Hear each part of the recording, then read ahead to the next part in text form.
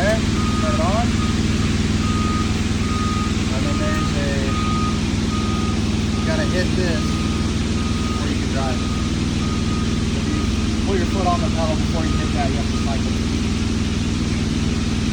So, oh, you're fine. You're fine. Pretty much a whole automatic. Kind of drives like a golf cart. The pedal makes it go. The harder you press it, the faster it goes. Let off, it'll stop by itself. Yeah. Emergency stop here. You hit that, it'll stop the stop. Twist it, it'll come back on.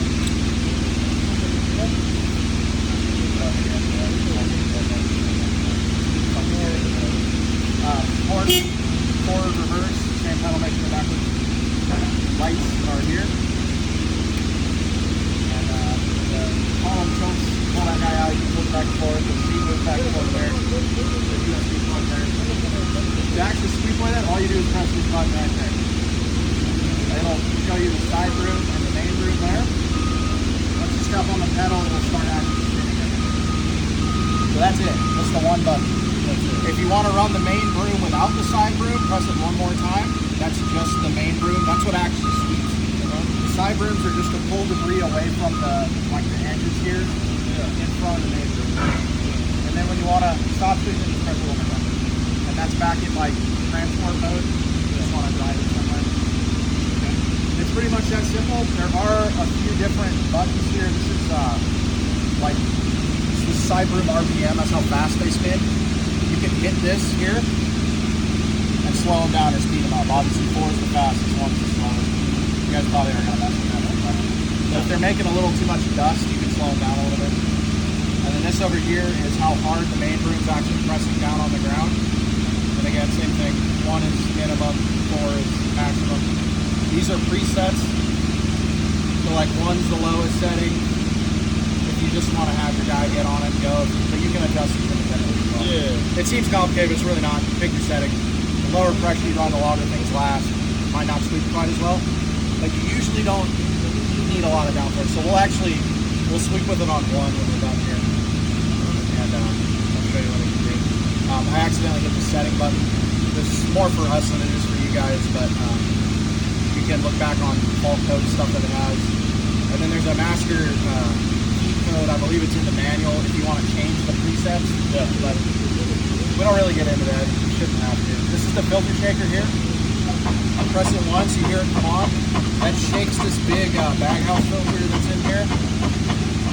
So that when you go to empty it out, we've got all that dirt out of that filter system itself. So press it once, let it go for about 10 seconds, press it again to shut it off, and then we pull the hopper out and empty it. That's over here.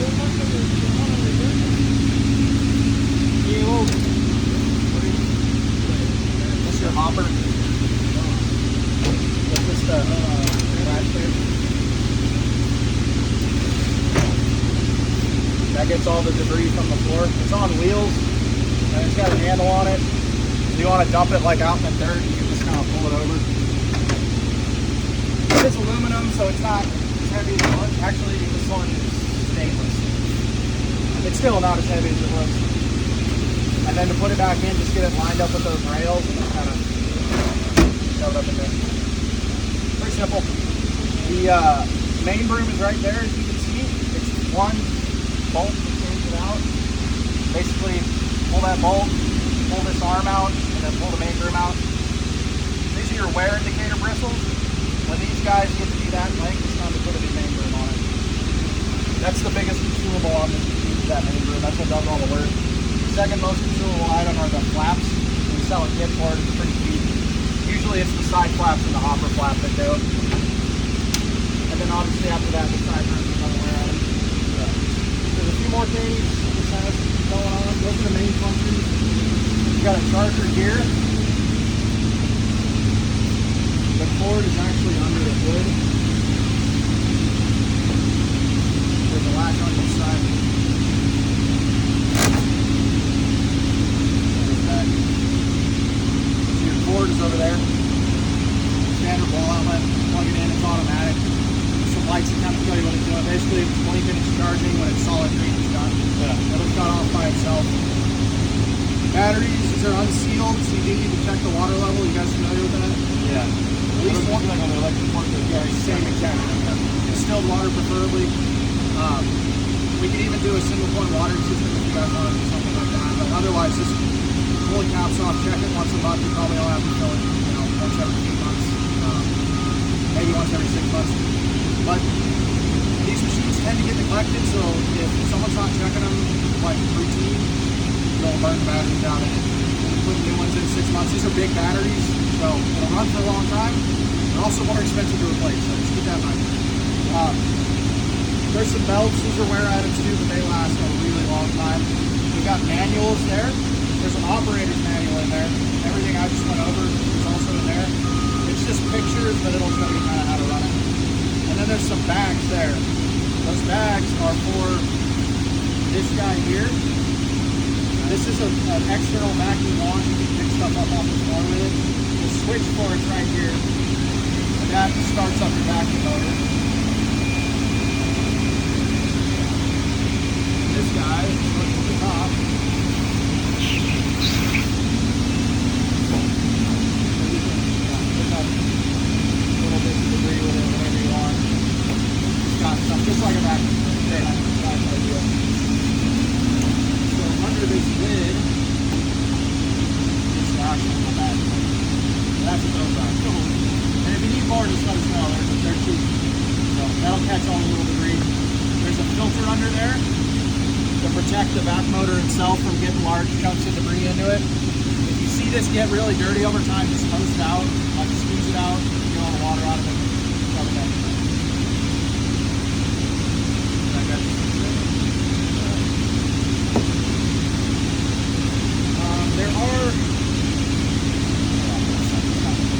There's a couple filters.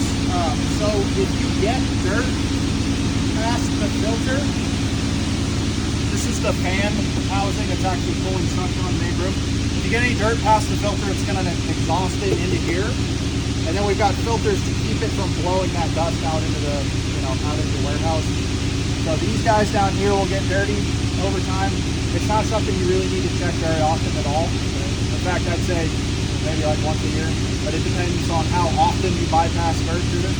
You really shouldn't get any, but as the machine ages, it might get a little bit through. So these just, you can loosen this up. This one's actually a little tight. Let me show you that. That one should be a little more. Yeah, that one should be. Yeah, pero es que lo vamos a usarlo como una vez al año. So there's two of these. You can just kind of ball them off. And you can actually, there's nothing in the manual on this flap. I think it's so you can blow air through here to flush this whole thing out. But again, it's really not important. It just is something they've done.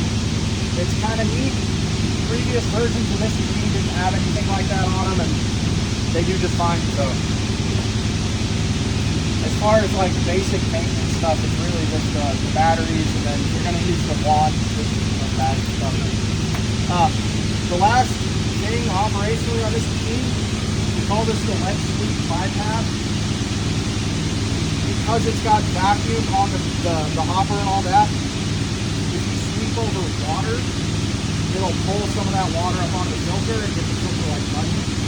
So what we do is, if you're going to sweep on water, we just open this to that cutout there. And that'll break the suction so it doesn't pull that water up onto the filter. You also don't need the vacuum when it's wet, because there's no vacuum water on the floor.